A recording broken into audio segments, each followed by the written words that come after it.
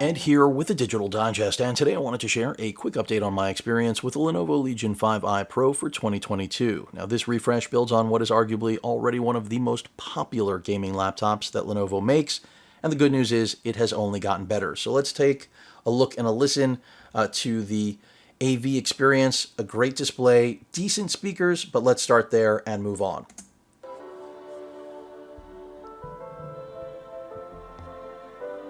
And volume is at 100%.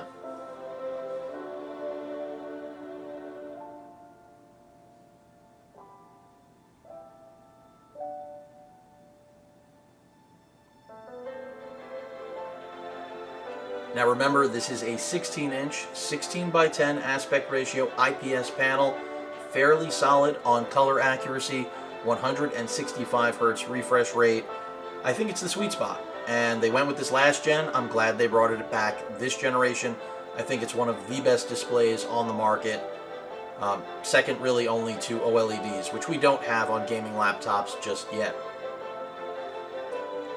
So let's stop this and let's take a look and a listen now at just something that is a little more audio-centric.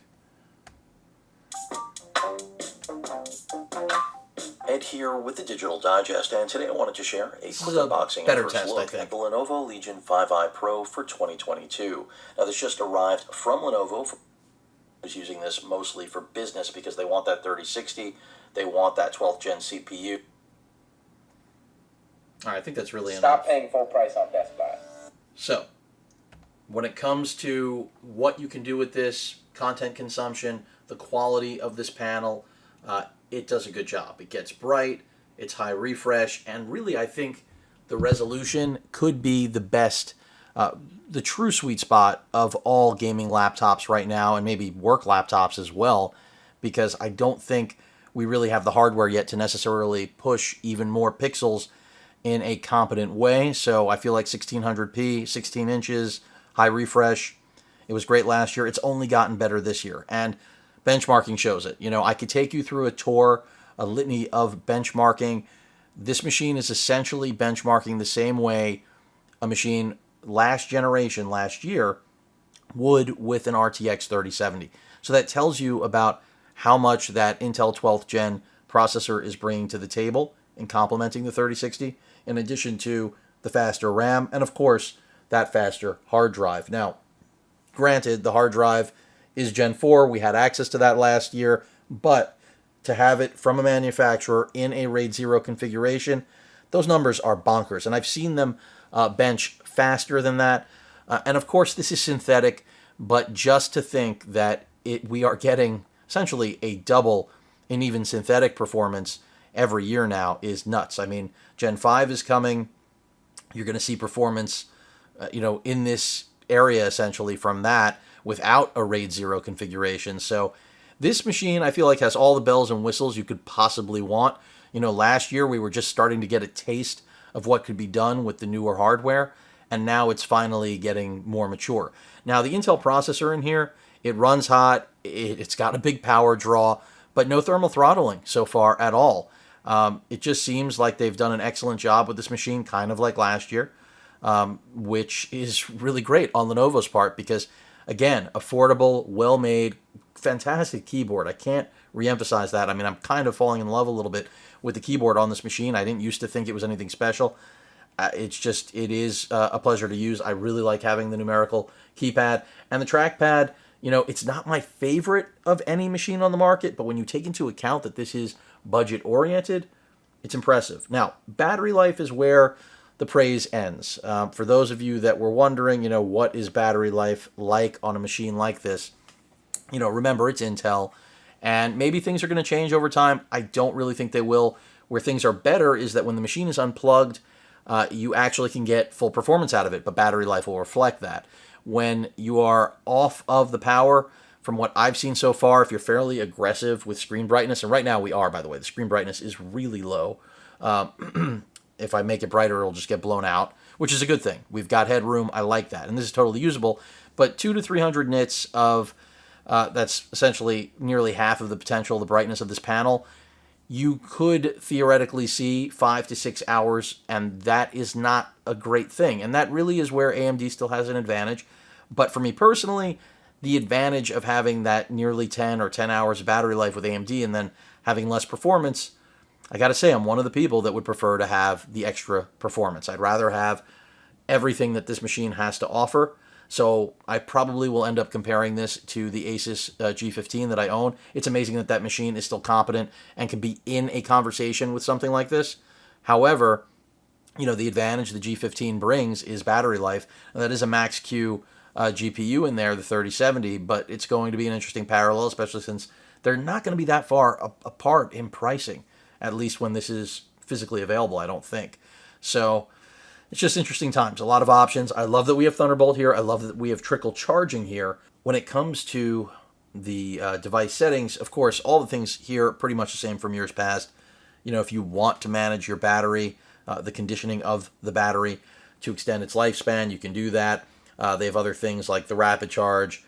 Conservation mode is exactly what I was just talking about. Flip to start, always on USB. All of these things have been here traditionally, so nothing really new there. But again, everything's just working really well. When it comes to gaming, so far, the results are pretty much on par with my G15, is what I would say. So the 3060 with the max power combined with that latest and greatest Intel processor, I feel like this is easily going to outperform my G15. Now, I haven't done formal testing yet. I'll get there. I'm close. I'm not there yet. Of course, battery life is the one area where this machine isn't going to take the throne. But it does look like for photo, video editing, gaming, anything else, this 12th gen processor with the 3060 is a better combination for all of that sort of play and work, content creation, than the G15 with its Max-Q 3070 and, of course, the AMD 5900. So, food for thought. You kind of see where things are trending already. Anyone wondering if you can game native 1600p on here? Again, that's 2560 by 1600 res. You can.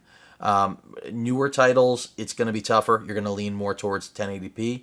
That's going to be logical.